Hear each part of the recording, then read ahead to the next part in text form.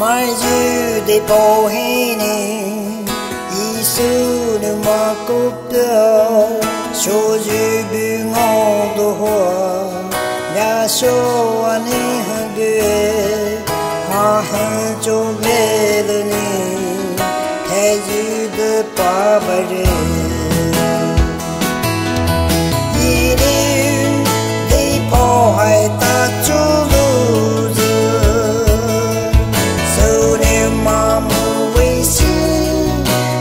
giờ một bữa lại muối hà bụi về xa lô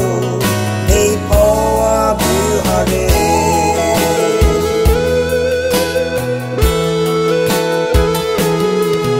mà bỏ đi điều ra gì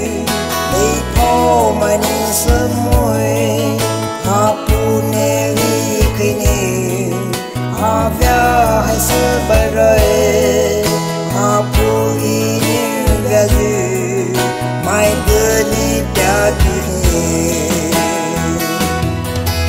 đi đi bỏ hai ta chú lu giờ sau nếu mà muối xin hai giờ một bữa lại muối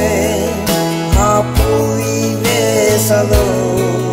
đi bỏ bữa hà rê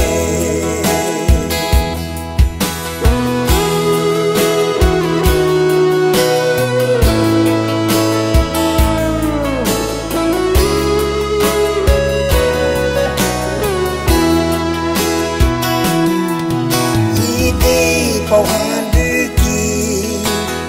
đi nè vào số môi hà bơ bầu thế đâu giờ hà ra cô đưa hà rê hà bù nè lơ xin nè kỳ xa về bờ đi đi bầu hai ta chú giờ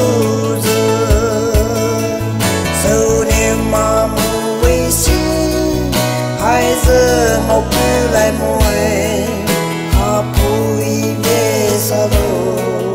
để bỏ bữa hà rê hà bụi về xa lô